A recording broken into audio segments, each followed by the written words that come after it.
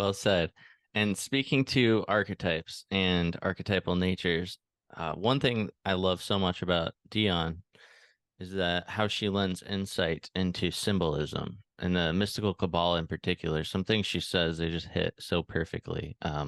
One of the quotes I posted the other day, she said, "Symbols are to the mind what tools are to the hand, an extended application of its powers." And I loved it so much. And then there's something else she was saying about like getting to know and getting familiar with different symbols and kind of allowing for the ability to, once you have established these sets of symbols in your mind, it allows your mind to fill in the unseen gaps. Sort of like if there's a 1 and a 3, then your mind infers that there's a 2 in between. Something along these lines, and it, related to the unseen or unexplainable realities that are behind the scenes. And when I was listening to that, it just like really kind of hit me in a really good way. Yeah, do you have anything to speak on about Dion and symbolism along those lines? Yeah, she taught me what it was for. She taught me exactly how to utilize symbolism. I got some of it from Regardy.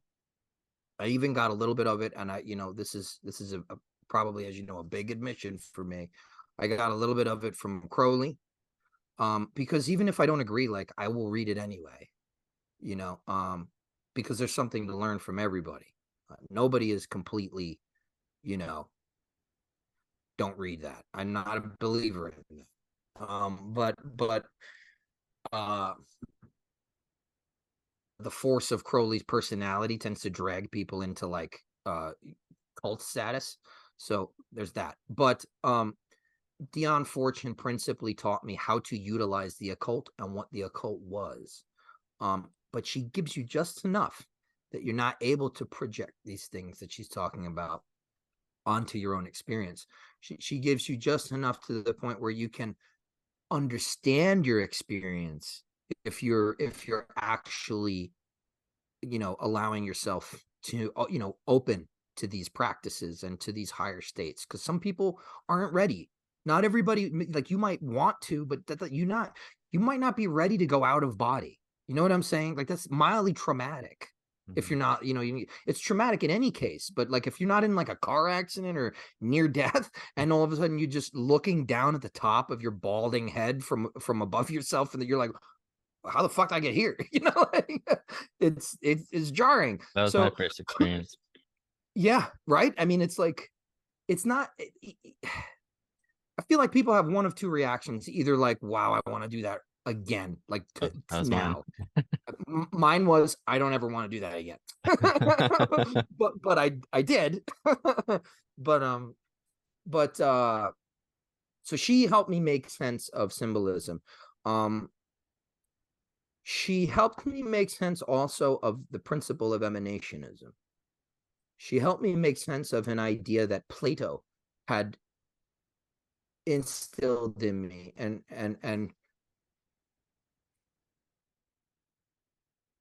hey, can you hear me? Yeah, it just chipped out for a second, but I can hear you. All right, give me 1 second. Okay. Well, how's that? All Got right, it? it's back in business. So she basically helped me make sense of something that Plato had kind of instilled in my young mind when I was reading some of his dialogues in my late teens. And the idea of super essential existence. The idea that, well, and you get it too in the Kybalion, so I can't shit on the Kybalion completely.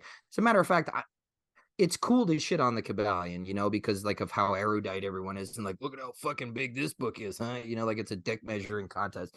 But it's I read the whole thing. It's like, well, how much you understand? How much did you understand?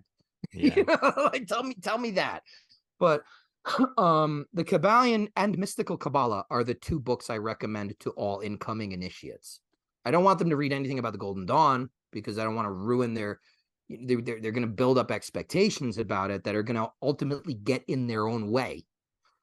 But the Kybalion and the Mystical Qabalah are the two books I recommend everybody read. And what they have in common is this idea of the superessentiality of being, archetypal existence, what Plato would have called the realm of ideals or forms, and help me to understand a pretty big thing that has borne itself out to this day. I was thinking about this morning. It's still, I read this book, 15 years ago, the Mystical Qabalah, and to this day, like, it's still making sense. It's not something I look back on and say, no, it's like, oh my God, like, it's still totally valid. And this idea is basically that human beings are the vessels for archetypal, super essential, I want to say, qualities, right? Because that's really what the tree of life is talking about. The tree of life and this whole, what she was talking about, that like the two generating the three. You see the same thing in music, right? When you play an interval, two notes, they create a third, and it's called like an overtone, right? There's an overtone series and stuff. It's just a consequence. It just generates itself.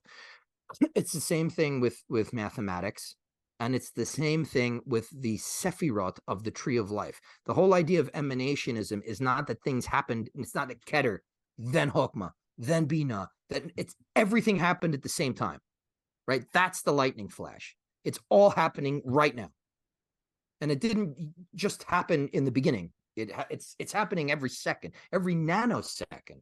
All of it is being generated, emanated.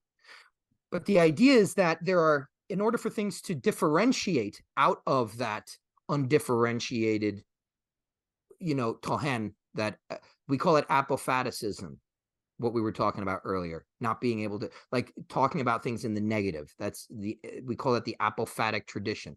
It's huge in Eastern religion, and it was big in Platonism, Neoplatonism of Plotinus. So in order for that to generate into all the multivariety we see, it has to separate. But it doesn't separate into atoms, immediately. It separates, right? Something has to pre-exist the atom in order to inform its existence. And those things are the qualities, super essential qualities. So, she either says it, or it says, I think it's the principle of gender in the Kybalion that talks about how men and women are special examples of the principle of gender. We don't create gender. Gender exists before us, and it informs how we are physically assembled. Now that becomes super, super powerful when you realize what you really fucking are as a human being incarnated. You are the vehicle of super essential qualities. I'm not just talking about gender, and I'm not just talking about the way your body is designed. I'm talking about, what do you embody? What is permeating, penetrating, and being expressed in your being? Is it Geburah? Is it Netzach? Is it Yesod? Right? So for people who aren't Kabbalists, if it's Geburah and it's balanced, by Hesed, it's courage, it's energy, it's fortitude, it's bravery, it's action. If it's unbalanced, if it's imbalanced, it's aggression, destruction, the negative qualities, the out of balance qualities. The Yesod, right? For anybody that's not a Kabbalist, what I'm talking about there, if it's balanced, and there's a little bit more balancing to do with Yesod, it's creativity. It's an expression of love. It's generation. If it's imbalanced, it's lust. It's the lower astral, the realm of phantasms, things like that. So those qualities are constantly pouring in through us. We can't help but to do that, and we're constantly embodying them and expressing them.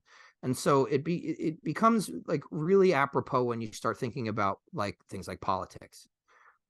And I hate to go there, but it's a fantastic example, and it's the one most readily present in the modern day. You get these two sides right now, and for a long time, right? They're mirroring each other. All they can see, it's like everything's on a gigantic like carousel, a circular a circular kind of track that we're all on, that is in the horizontal plane. And from wherever I am, my line of sight is directly across from me. And so all I'm kind of objectifying is my polarity, what's directly across from me, diametrically opposed to me. And you see that a lot. You see that kind of like that juxtaposition of perspective and this hyperfixation on what's going on directly opposite of wherever I am. And some people, they observe this and they're moved to the point where, by whatever this is, by their observation and their analysis of it, to sort of, let's say in the sphere of politics, to act against it as a countermeasure. And that starts out, fine and well, right? That's the principle. That's, you're embodying the quality of justice. You see the imbalance. Matter of fact, you fixate on it. Sometimes it's the only thing you can see. And so you embody the rectification, balance. Let's say maybe in the case of you're seeing an excess of severity, you come in and you embody mercy. But the thing is, if you allow yourself to constantly objectify what is diametrically opposed to you all the time, you will slowly shift. You will no longer be embodying mercy. You will be embodying severity against severity. And so everything that turned you off about it, everything that riled you up, everything that appealed to this sense of fairness and justice in the first place, you're now giving that expression into the world. You have now embodied the very thing that you dislike. And because it's not about what politics I choose, it's not about what side I choose, it's about what force am I embodying, what super essential quality is being allowed to express itself in the world through my actions. And I learned that from the Mystical Qabalah. I learned that from Dion Fortune. Yeah. Kind of speaking back to the Kybalion a little bit, I know it's not like super in depth, but I think it is such a great foundation, and definitely has a special place for me because it was, one of the first that I had come across. I found it super comprehensive. It was like literally one of the first books, as elementary as it was, that kind of like opened me up to a lot of these things, with just providing a lot of the understanding of things like polarity or rhythm or the cyclical nature of things. And I really liked the term the all. I loved how it used that term, and yeah, like you spoke to, with the principle of gender, especially now with all the gender bullshit going on, it's always in the back of my mind. And I think that it's one that's obviously grabbed onto and talked about a lot because of the simplicity and being able to break it down, like the 7 principles and all that. So it gets a lot of like attention and it's put out there by everybody. So it's super trendy, but I do like it. And I do think that it's valuable. So I think it's a good recommendation, like for, like you say, people coming into these things. Yeah, because the thing is, like, you don't I would rather have somebody who's like telling me, I want to talk with the spirit of my dead grandmother, you know, or something like that. I want to command spirits. I'd rather have them come into my group than somebody's like, I'm here to study the texts, you know. All right, get out of here. You know, so it's like that's the whole thing. And the Kybalion, it starts opening you up, I think, to some of these ideas. It's not Hermetic in terms of like, let's include it in the Hermetic literature. It's Right. inspired by the Hermetica, though.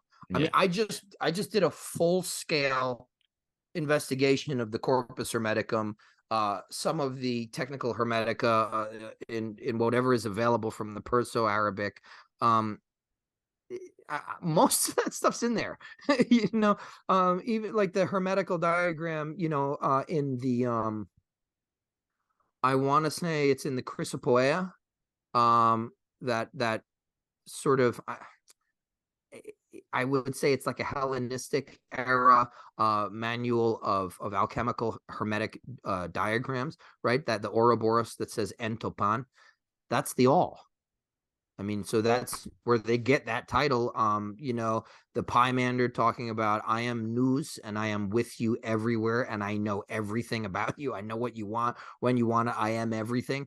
Yeah, everything is mental, all is mind. You know, so it's there, and it goes on. You know, they definitely combed the Corpus Hermeticum. They didn't pull it out of their ass, and a lot of that I think is because I do believe, even though there's not enough evidence to say definitively, and even if I found evidence that proved me wrong, I wouldn't really give that much of a shit. But the thing is, like, I do believe that Paul Foster Case was, you know, as he has been alleged to be, I do believe he was one of the 3 initiates, quote unquote, that wrote that book. And he was a Golden Dawn initiate by way of the Stella Matutina, you know, so he definitely would have known his shit. What about So William yeah, I mean, Walker Atkinson? Do you think he had a hand? I think so. I think if there's any evidence, it's there, you know, for him, especially because he wrote like the 8 cosmic principles after Mm. he added like another principle. And he released that like shortly after the Kybalion. Here's the thing. He could have just seen a good thing and capitalized on it. But I don't know if there's like records from his publisher um or anything like that. But sure. William Walker Atkinson for me was one of those new thought guys. So not a fan. That's the problem I have with the Kybalion. The Kybalion is basically it's like drinking skim milk. You know, it's like yeah, okay, I get it. It's like people like it. Maybe it's good for you, but the people who drink it are fucking obnoxious. You know, you know, I it's like one of Oh those. my God, I'm It's the so same with you thing. on that. You know, it's like I don't give a fuck. You read Deepak Chopra and then read this book. I can't have a conversation with you yet. You know, like let's get you somewhere else. But it's great when you're first coming here. Sure, it's a great text, right? Because what else are you gonna read? So Definitely. All right. So that's why I love this fucking podcast, because I get to just I get to just say like wild shit like that. You it's know? my favorite. Yeah. All right. So the circuit of force, this may relate to color magic, but I was looking at Cool. the chapter titled Psychic Centers and Their Use, and it was describing the color allocations. Some of them were like multiple colors.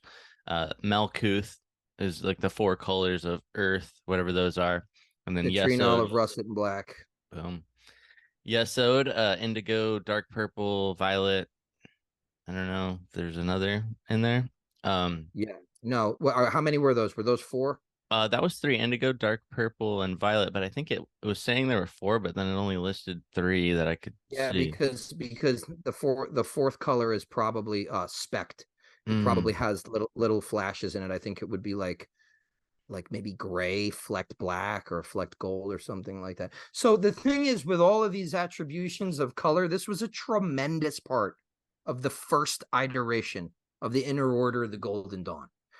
Color magic is tremendous in the Golden Dawn. Still, it's the main sort of a neophyte, adept, this minor of the RR et AC, the Rosai Ruby et Ordi Crucis, the Inner Order of the Golden Dawn, you're working color magic.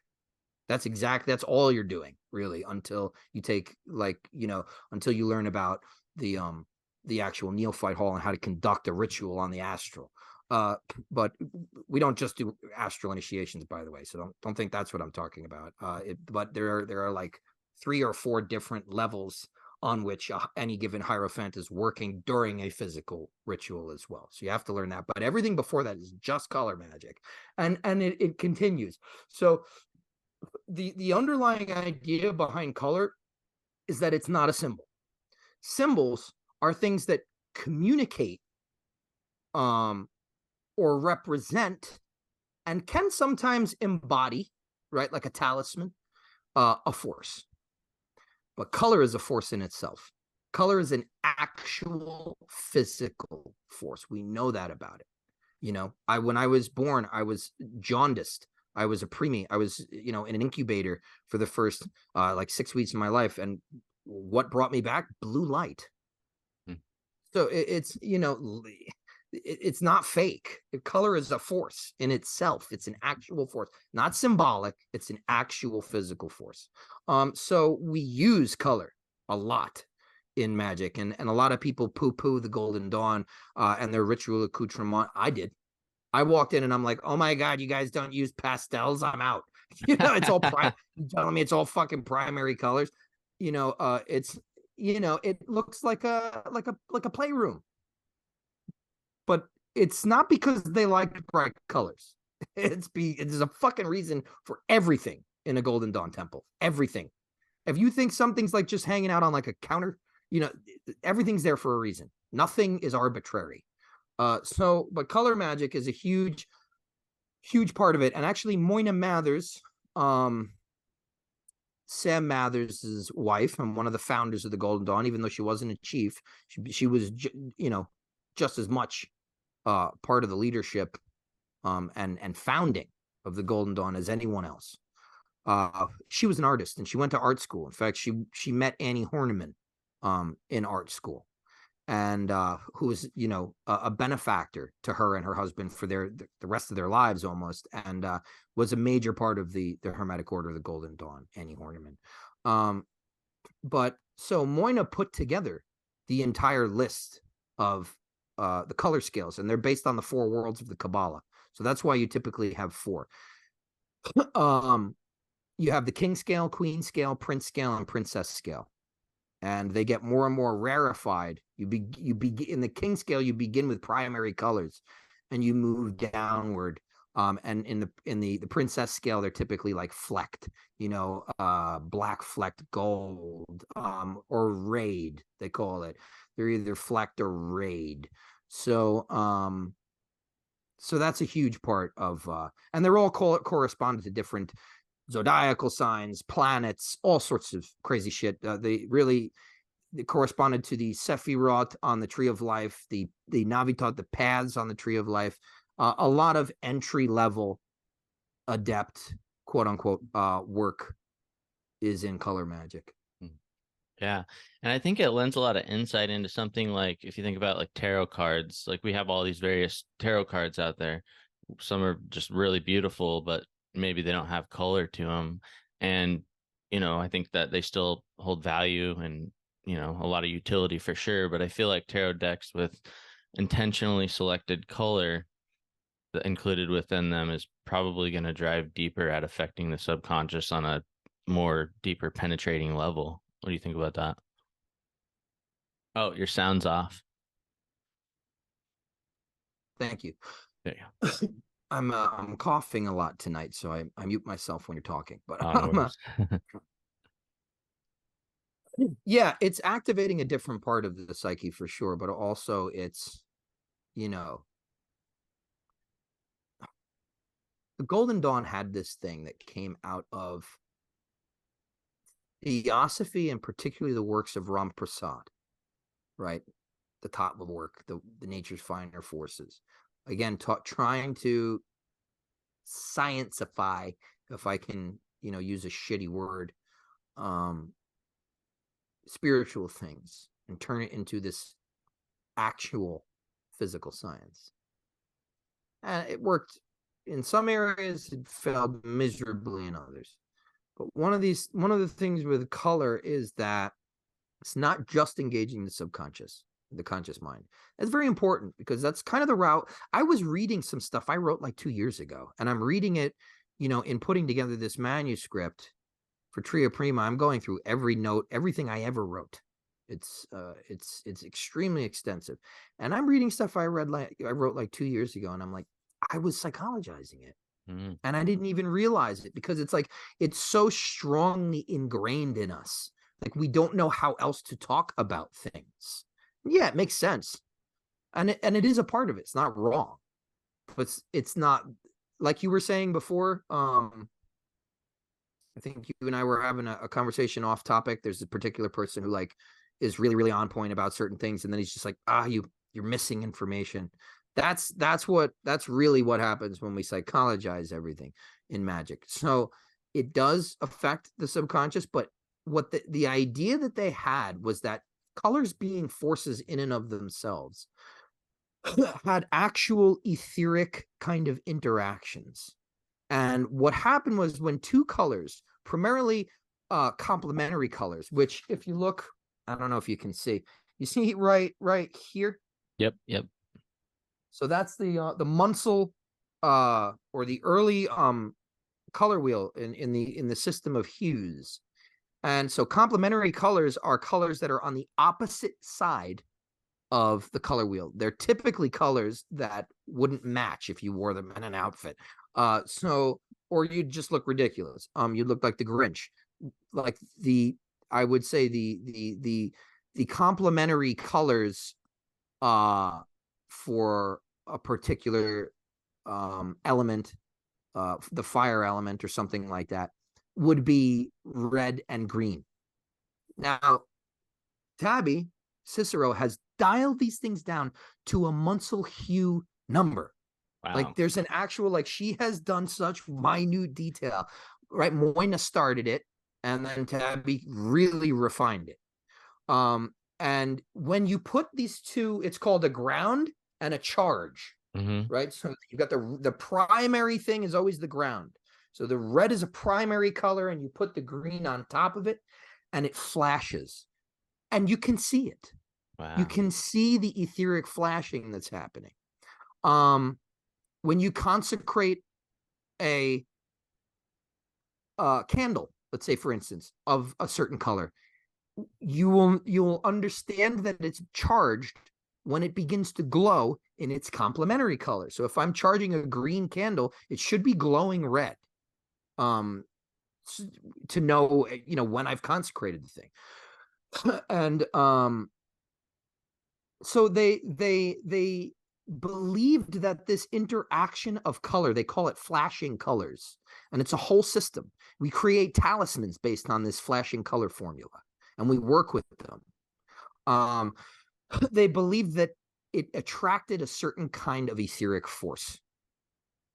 And so I mean, color plays a huge part if you're working etheric magic. Yeah, definitely. I mean, yeah, it's an active vibratory force. And it's funny, I did this thing online that I came across on YouTube because I heard somebody mention in a podcast and I didn't believe it. And it was like this sequence of colors that are flashing in a particular order, and it literally changes your vision. And so my vision was like fucked up after I did it. So I had to go and invert all of the slides in my Photoshop and then reverse do it to bring my vision back to order. But That's awesome. It was crazy though. I couldn't believe it. Yeah. Color is wild, man. And it does do things to consciousness for sure. Yeah. I remember like when I first started getting into color magic, it was awakening certain things. And I hated the colors that I was working with. I don't like primary colors. Yeah. You've been in my library. I like everything like muted, earthy, burgundies, that kind of stuff. But I started working with these colors, and it was awakening stuff. And I remember I would look at like a blooming, like, Japanese maple tree, and it would like bring me to tears, Wow. be from the color. The Yeah. color would overwhelm me. It's a very interesting thing. That I've always felt a particular something in regards to specifically green and red. And I don't know if it's just, from Christmas time or what, but I do love, there's something about those colors together that I really love. I don't know what it is, but it like has a sense of sort of magic to it. It's the best way I could describe it. Um, Well, the Golden Dawn would agree with you. yeah. So Yesod as the reservoir of magnetic force. Hmm. You speak a little bit to that? I mean, I mentioned it a little bit when I was going through the Kabbalistic Sephiroth earlier. Boy, we're hit right now. We're just talking about all the topics of my second book that I'm doing with Llewellyn. This is basically etheric magic in a nutshell. I love this because I'm going to use this episode as like my notes. Perfect. But so Yesod is it occupies a medial, well, it's one of the Sephiroth on the middle pillar, and it's in between in on the Kabbalistic glyph of the Tree of Life. And it is between Tiferet and Malkuth vertically, and horizontally it is between and slightly lower than Netzach and Hod. So there are a lot of influences flowing into Yesod. All of the higher, right? If we're talking spatially on the Tree of Life, everything above it is flowing into it. And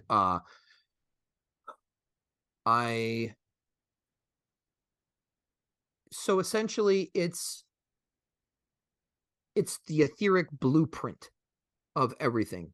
It organizes and disposes and really decides what can come into physical manifestation and how. All the forces are joining there before traveling through the path of Tao, the underworld, so to speak, the lower astral, really, which is typically where we dream, unless we're out of body. All of the influences, the higher influences, have to pass through that channel in order to manifest as things in physical Malkuth of Asaya, the world of making, the world of action. Is So Yesod lunar? so it is lunar, yes. Okay. So now that's really important. This is, you're writing my book for me. I when you take the diagram of the Tree of Life and you superimpose it onto the human anatomy, the way that is done in the Hermetic order, the Golden Dawn, and derivative orders, to enact a species of chakra work, but also what we call the rectification of the sphere of sensation. We view the Tree of Life in this system as a map of the universe. It is our image of the macrocosm, and we are symbolically, and we are imposing it onto the microcosm in order to do energetic work there by way of color, by way of sound, by way of visualization, to attract the type of force in due proportion that is required to either strengthen the weak or what we call purify the strong. And Yesod corresponds to the generative center. When you envision it on the middle pillar of your body, your spine, right? Because we don't visualize them in front of our body. We visualize them as in our body, like literally, a little bit anterior to, but inclusive of the spinal column. It's typically right where a woman's uterus would be. Now, this is the symbolic, or I would say this right gender, that is the anatomical special example of the principle of generation, which is what I just said about Yesod. All the influences pour into it, and out of it comes the material world. Right, things have to go into it, and then things filter through it and come out of it as some sort of concretized microcosm, right? A miniature world unto itself, a mini Malkuth, a mini microcosm. So there is a certain type of energy that flows through there, and it is psychosexual and psychoetheric. This is the center where, and this is not really talked about very much.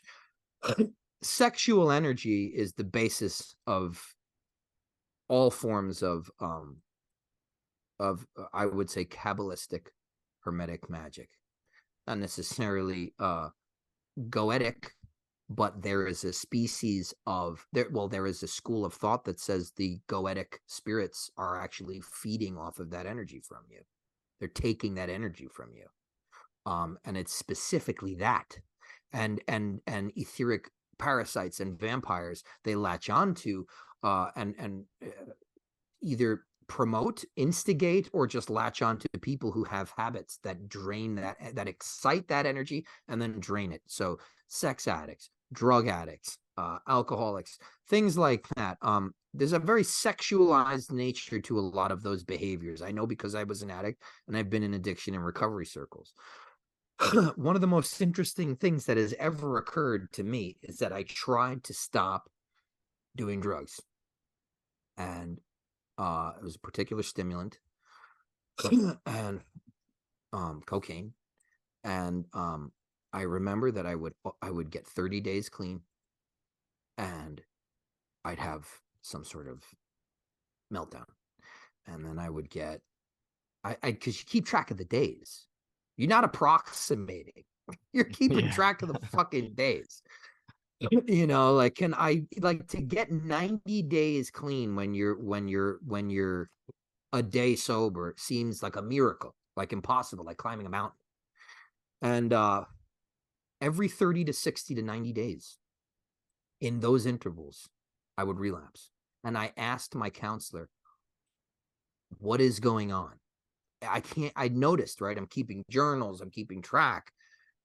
And I said, like 30 and 60 days, I can't get past them. It's like trying to get trying to get past the waves where the waves are breaking at the shore. Like I'll have smooth sailing if I can get, but the waves just keep coming in any regularity. And it's a very good analogy because the moon controls the waves and the moon controls the etheric tides of the earth.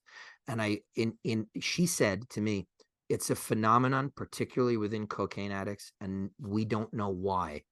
Wow. These relapses occur in 30-day cycles. And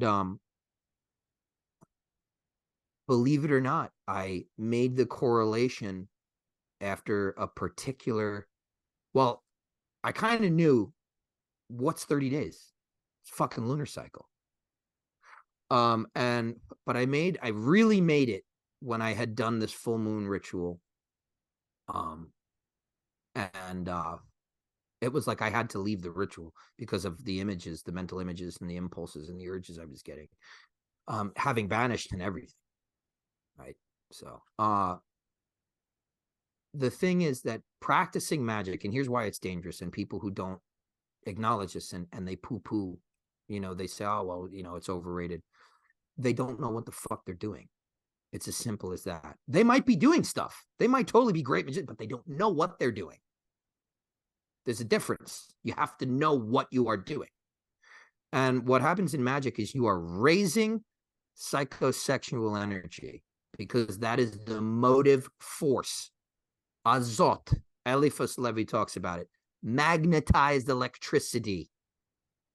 Etheric energy. You're building it up. And where is that center? Where is the center of charge and release in the human body of that energy? It's in Yesod. It's in the generative center.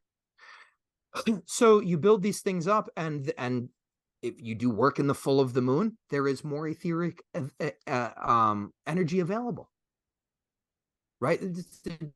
Typically, like any, you know, any magician who's been doing it for long enough knows, like, look, if I do a particular ritual, let's say a talismanic consecration, it's not going to be as powerful if I do it in the dark of the moon. There's not as much etheric energy as available. I can get better. It's not going to be terrible, but I can get better results in the full of the moon. So the full of the moon cultivates this, and we even see it in growing plants. They call it in Spanish, I think they call it savia. The energy rises up, the chi changes. In the full of the moon, the energy of the plant drives the moisture upward. So in the full of the moon, things grow upward. You plant in the dark of the moon if you want the roots to reach down, because that's where the energy is going, right? And there's less light for them to reach up to, but they don't die. Their roots know, like, the energy, the chi moves, it descends, it moves downward. The etheric energy reaches towards the water, right, which is lunar. So these things, when I was having these etheric sort of charges that just built up, and they overwhelmed me completely. Yeah, it was on a lunar cycle, but it wasn't happening on the new moon. It was happening during the full of the moon. And I started keeping a journal and realizing, like, okay, sexual impulses are through the fucking roof, addictive behavior and all that stuff. So if you enter this stuff with bad habits and you just start siphoning in energy, it's only going to amplify what's already there, right? Things like the middle pillar don't purify you. They equilibrate you and fill you with power, but discipline is what purifies you. And so that's why Yesod is the center of magnetism. And guess who I learned that from? Dion Fortune. Boom. Yeah. Yes. I'm telling you, like, she's got everything. Yeah. Everything. If you read and practice diligently, with Dion Fortune, it's the one body of work I truly believe that you could read all of it and self-initiate. Yeah, this is kind of related. I just thought it was interesting and funny to bring up. I was talking to my friend Tom Brown, and we go back and forth talking about the moon landing and is it real, is it fake, all this stuff, and shared different debates and stuff. One of the things he said was, he said the fake moon trip was also a false qliphothic path working from Malkuth to Yesod, another delusional soul trap. I just thought that was a funny Kabbalistic perspective on the moon landing. He called it qliphothic? Yeah. Huh. False qliphothic path working. Yeah. I don't know. Interesting. Right. What is this? Yeah. What is the Sushumna, and how does it relate to the 7 centers of consciousness? You talking about the Sushumna? Oh, yes. Susumna? Sushumna? Sushumna, SH or SU, SHUSHUMNA. Typically, that is one of the Vedic nadis, the yogic nadis. So you have Ida, Pingala, and Sushumna, which is essentially, There's 3. there's 3 nadis. Yeah, main nadis. The 3 main nadis. People like to people will take the caduceus symbol of the two polar snakes winding up the central staff, and they'll kind of superimpose this idea of the nadis, because that's the way in Kriya yoga that you get energy to rise. So the Sushumna is the central pillar of energy, and it's basically it's the channel, as they would call it in meridian, right? Jingluo in Chinese, sort of meridian theory, they would call it the channel through which the energy moves, whereas the chakras, right, are more the energy centers that pool. And it's the same thing in acupuncture. You have meridians that have acupuncture points on them. They're just pools. Everything in Chinese medicine is when you look at, okay, so like kidney 1, right at like the bottom of the foot, it's called bubbling spring. It's all, there's these names like murky pool. In the original, in the Chinese, or maybe they're using pinyin, I'm not sure, but they didn't call it, PC8. They didn't call it, CV17. We do that because, we're like, that's the way our brains work, right? I just had that whole discussion about it with the academics. Everything needs a serial number. But they conceptualize their medicine as sort of this fluidic landscape, because it moves like water, right? It's a fluid fire. Where have we heard that before? And so they would name these things after they would describe them based on bodies of or types of water, streams, rivers. The sea of chi is in the body as well. I believe that's maybe Ming Men. Anyway, this is all just stuff that it all relates to me. It just relates in general. But so the Vedic version, the yogic version, or what they would use in, say, like Ayurveda, is instead of meridians, they call them nadis, and instead of acupoints, they call them chakras. It's just a pooling, a whirling of energy, because this energy, it moves like water. There is no other way to. It feels like static electricity, and it moves like water. And it looks kind of like water, if water like glowed. When you move, it doesn't, like, it's not this hard thing. When you move it, it moves like this. It doesn't. It's very fluid. If when you can see it. So that's really, it's the central pillar. And obviously we work our middle pillar exercise, which Dion Fortune did some really interesting work on. She had some really interesting commentary on it in the Circuit of Force. She talks about how, there are 5 centers in the Western middle pillar exercise. And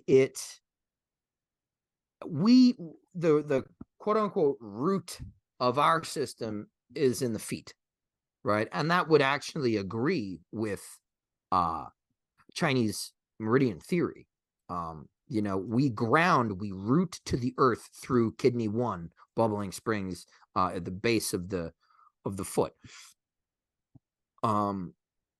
And she says that the Indian yogis, the Vedic yogis, they correspond the root chakra to the the perineum, really,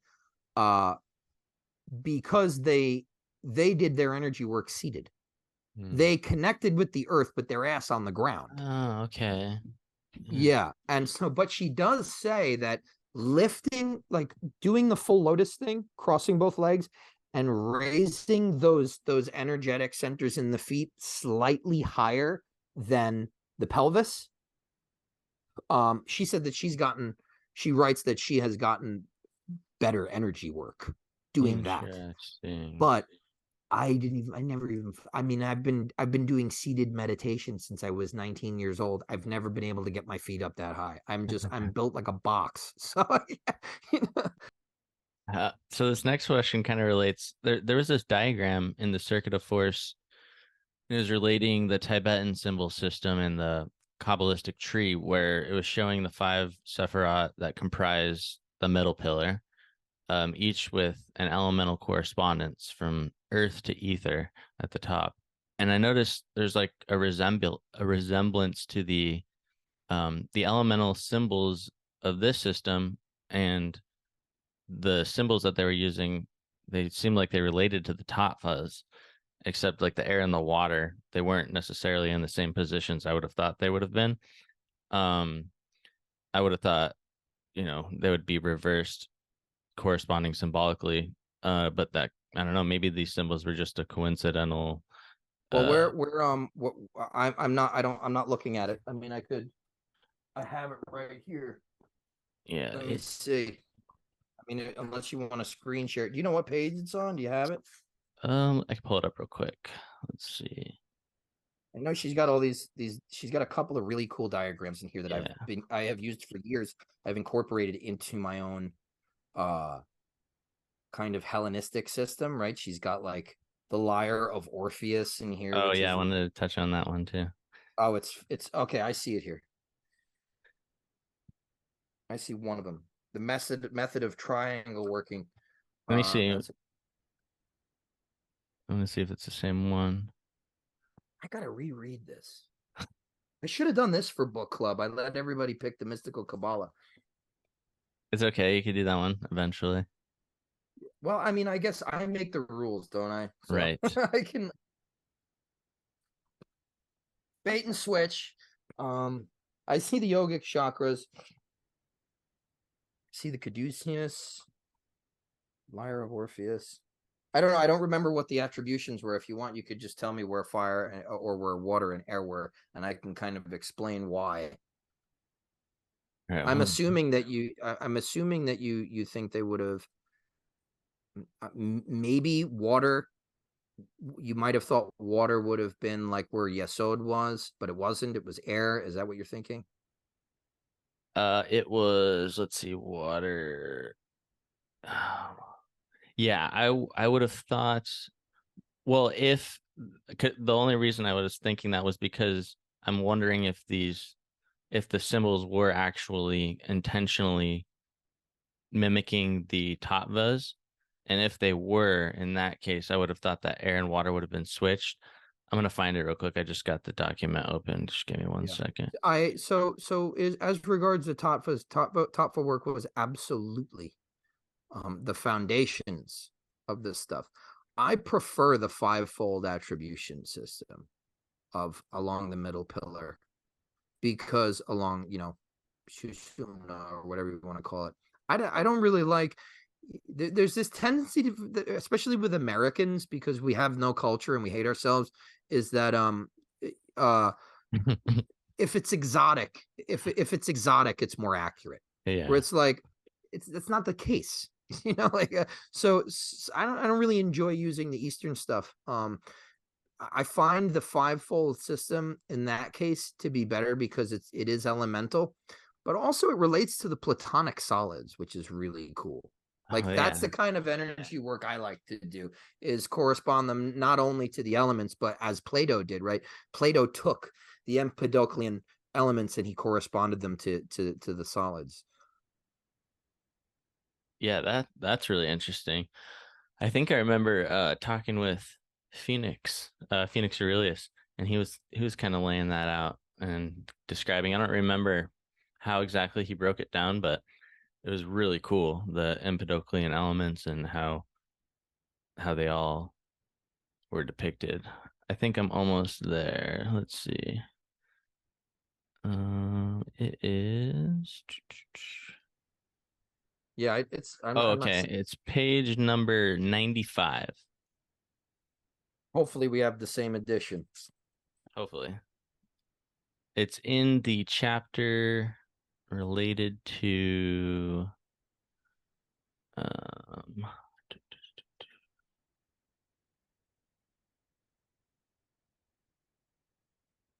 Yeah, not seeing it on 95 here. okay. You want to screen share it for me? Yeah, let me do a screen share. All right. And screen share. Share screen. Oh, I see. You see it? I see it. Yeah, she's got it like side by side with the tree of life. Yeah. Yeah, I see it exactly. So it was because the symbol, like the root, the square, solar Yeah, no, plexus. these are the tattvas, man. That's what I was Yeah. thinking. And then so Yeah. I was Well, thinking, go ahead. that's that was the basis of their system. That was, I mean, it was a purpose of one of the purposes of this book, right? Because she was very, very, as I was mentioning in the beginning of this episode, she was very, very attached and involved, attached to and involved with the theosophical stuff, which worked with the Tattva attributions and that kind of energy work. So yeah, she was in this. The whole book is basically this rectification and apology for a Western yoga, right? That's what she calls. She opens up the Mystical Qabalah with, I think the first line is like, or the first chapter is the yoga of the West. That's what she calls the Kabbalah. So she is trying to do that here. Now, it makes sense to me because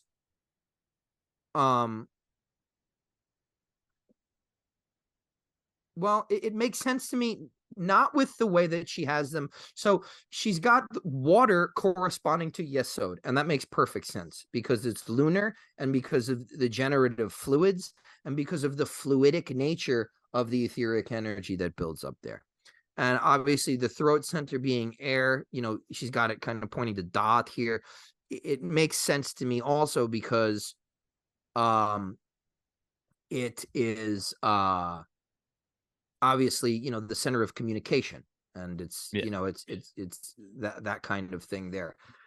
It's also the literally they call it the your airways, your air passage is the throat. So but I think I know what you're saying I think it based was on something that the I'd read in Rama Prasad's interpretations of the tattvas that gave me the indication that they would be associated differently, but I could totally be mistaken.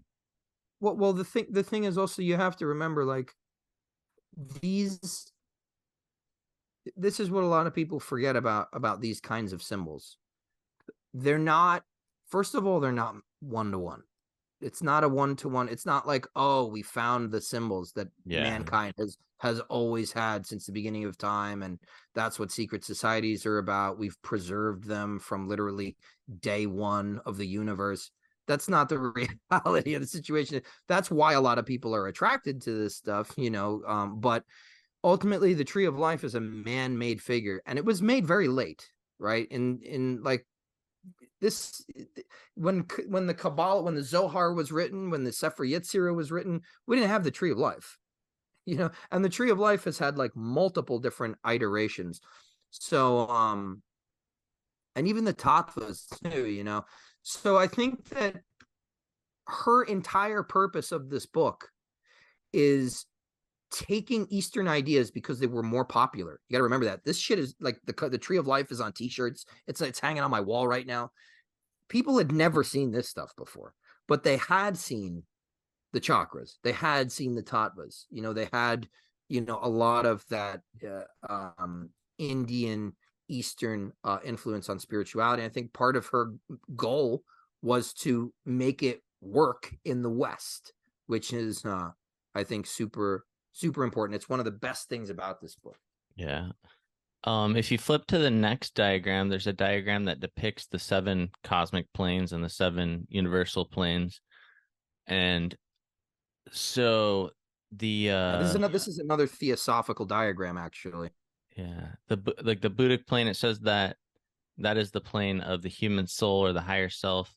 Would this be sort of correspondent to, like, in the Neoplatonic sense, uh, the places of like the archonic essences that are kind of gathered as we descend down into the causal planes of like mental, astral, and physical incarnation?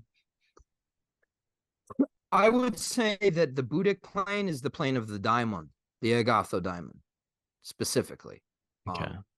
It's couched in a lot of analogy, but we see in Proclus's commentary to the Parmenides, his justification or rationalization of the daimon being not only this tutelary deity, but an interior spiritual reality. And if it is that, and it occupies that, it is, and it certainly does in the tradition of the Hermetic Order of the Golden Dawn. The whole goal, and Crowley completely ripped this off. He called it the Holy Guardian Angel because he got involved with the Golden Dawn and specifically was in close communication only with Mathers because the rest of the Golden Dawn temple didn't like him and wanted him kicked out. But Mathers kind of brought him under his wing because Mathers himself was falling apart at the time. And at that time, he was translating the Abramelin, or at least trying to get it published.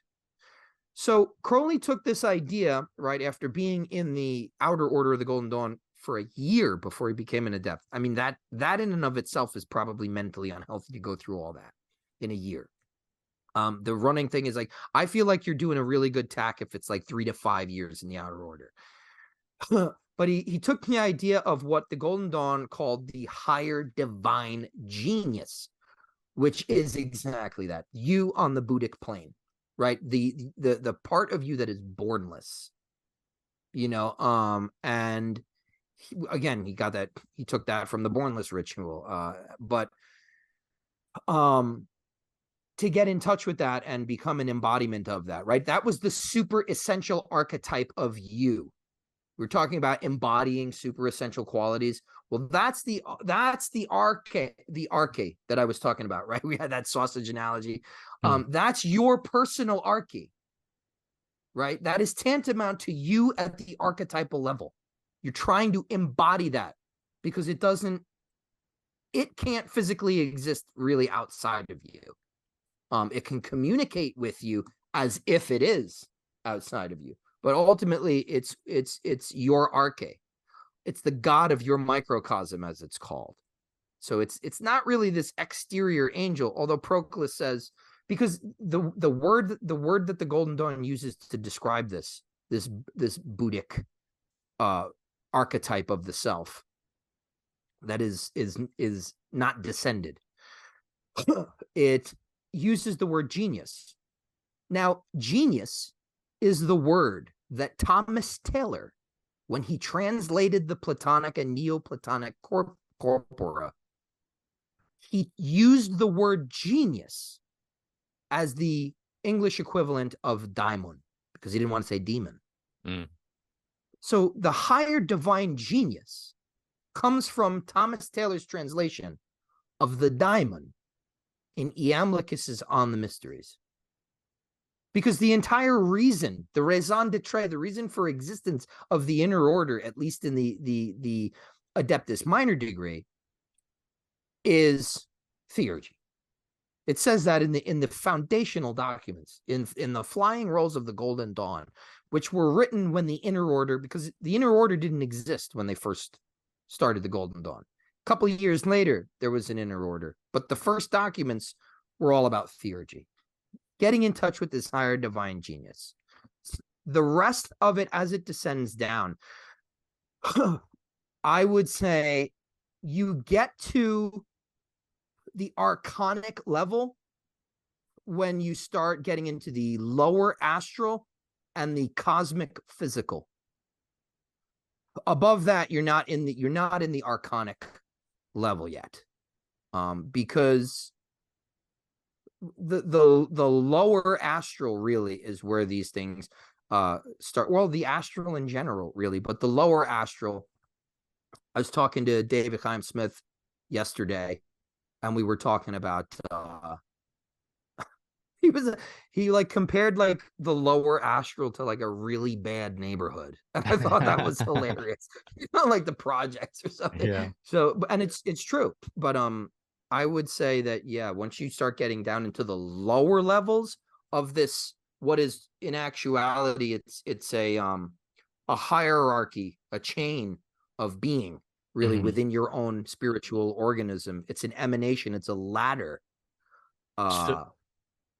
So do you find with like the 7 universal planes, is there a particular plane that you would allocate towards the like which would be the one of the archonic forces that your soul would gather its astral garments from on its descent? If you were I would say the cosmic astral and cosmic the astral. cosmic and the cosmic physical. Okay. Because the thing is that the archons work primarily through, so the stars incline you. They put on you put on the accretions, but essentially that threefold bondage, that cord that gets wrapped around you, that's your physical body. Your physical body is the material inclination. The fact that I am a soul that is beyond death. I'm not beyond dissolution. because my soul can dissolve if I allow highly the material to dissipate it and literally confuse it to the point where it cannot recognize its source, its home. It'll never go back. That was the whole problem with Plotinus, his idea that like why the reason he was an ascetic was like, look, like the soul can get lost and like stay lost. But it's the physical body that does that, is that final kind of the coffin being nailed shut, or really it's the coffin itself. So I would allocate those particular astral accretions, and we're talking about something of symbolic significance here rather than like literal completely. There's a literal component to it in that these things have objective intelligences, but I would say largely it's more useful to talk about these things symbolically to the uninitiated, but I would allocate them to the astral plane and the physical plane. Okay. There's something really cool that she said about the purpose for what ritual is used. I don't remember what it was though, but I'll just ask you. What is the purpose for which ritual is used?